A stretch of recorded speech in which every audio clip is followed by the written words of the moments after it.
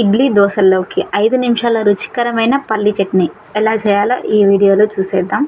ముందుగా పల్లి చట్నీకి కావాల్సిన పదార్థాలు: గుప్పెడు శనక్కాయ విత్తనాలు, పచ్చిమిర్చి, ఆనియన్, టమాటాలు. ఫస్ట్ స్టవ్ వెలిగించి ప్యాన్ పెట్టి అందులో శనక్కాయ విత్తనాలని లో ఫ్లేమ్లో పెట్టుకొని బాగా వేయించుకోవాలి. చెప్తున్నాను, శనక్కాయ విత్తనాలు వేయించేటప్పుడు స్టవ్ అనేది లో ఫ్లేమ్లో పెట్టుకోవాలి. అప్పుడే విత్తనం బాగా వేగుతుంది, చట్నీ చాలా టేస్టీగా వస్తుంది. ఇది హెల్త్కి చాలా మంచిది కూడా. తర్వాత ఆనియన్స్, టమాటాలు, పచ్చిమిర్చి నీట్గా వాష్ చేసి కట్ చేసి పెట్టుకోవాలి. నెక్స్ట్ అదే గోళంని స్టవ్ మీద పెట్టుకొని లైట్గా ఆయిల్ వేసుకోవాలి. అందులోకి కట్ చేసి పెట్టుకున్న పచ్చిమిర్చి, తర్వాత కట్ చేసి పెట్టుకున్న 2 టమాటా ముక్కలు, ఇవనేవి చాలా బిగ్ సైజులోనే కట్ చేసుకోండి. నెక్స్ట్ ఆనియన్స్, సేమ్ అలాగే ఆనియన్స్ కూడా కొంచెం లావ్ సైజులోనే కట్ చేసుకోండి. చట్నీ కదా, అంతా మిక్సీ పట్టాలి కాబట్టి కొంచెం లావ్ సైజులోనే కట్ చేసుకొని ఆయిల్లో వేసి బాగా మగ్గనివ్వాలి. సేమ్ ఇది కూడా అంతే. గ్యాస్ స్టవ్ అనేది మంటని లో ఫ్లేమ్లో పెట్టుకోవాలి. లో ఫ్లేమ్లో పెట్టుకొని బాగా మగ్గనిచ్చుకోవాలి. ఇందులోకి ఒక నిమ్మ సైజు అంత చింతపండు వేసి బాగా వేయించుకున్నామంటే చట్నీ టేస్ట్ అనేది చాలా బాగుంటుంది. ఒకసారి ఇలా ట్రై చేసి చూడండి, చాలా టేస్టీగా ఉంటుంది. ఎవరైనా మన ఛానల్ని ఫస్ట్ టైం చూస్తున్నట్లయితే ప్లీజ్ సబ్స్క్రైబ్ చేసుకోండి. ఈ వీడియో నచ్చితే ఒక లైక్ ఇవ్వండి. ఈ వీడియో మీకు నచ్చినట్లయితే ఒక లైక్ ఇవ్వండి.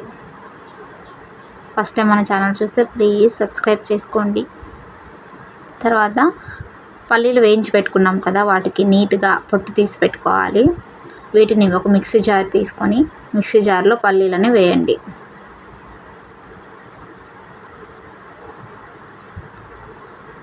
మిక్సీ జార్లో పల్లీలు వేసుకున్న తర్వాత మనం వేయించి పెట్టుకున్నాం కదా ఆనియన్స్, పచ్చిమిర్చి, టమాటా, చింతపండు, వీటిని అంతా ఆ మిక్సీ జార్లోకి వేసేయండి.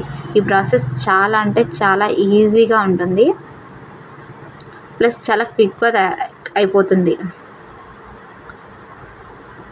మనం వేయించి పెట్టుకున్న టమాటా, పచ్చిమిర్చి, ఆనియన్స్, చింతపండు వేసిన తర్వాత రుచికి తగ్గట్టు సాల్ట్, ఉప్పును యాడ్ చేసుకొని మూత పెట్టి మెత్తగా గ్రైండ్ చేసుకోండి.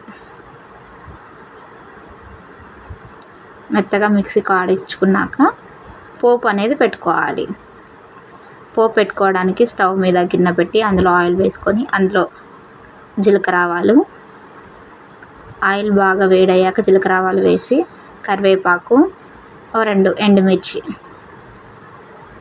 వేసి ఆయిల్లో ఫ్రై చేసుకోవాలి. ఇంకంతే. ఈ పోపు అనేది చాలా సింపుల్గా అయిపోతుంది. మనం గ్రైండ్ చేసుకున్న చట్నీని అంతా పోపులోకి వేసుకొని కలుపుకోవడమే. చాలా సింపుల్ అండ్ ఈజీ, టేస్టీ. ఇది ఇడ్లీ దోశలోకే కాదండోయ్, పొంగల్లో కూడా ఈ చట్నీని వేసుకొని తినేయచ్చు. కాంబినేషన్ చాలా బాగుంటుంది. పొంగల్లోకి అయితే చాలా టేస్టీగా ఉంటుంది. ఒకసారి ట్రై చేయండి. ఈ వీడియో మీకు నచ్చినట్టయితే లైక్ ఇవ్వండి. మళ్ళీ ఒక మంచి రెసిపీతో మళ్ళీ కలుద్దాం.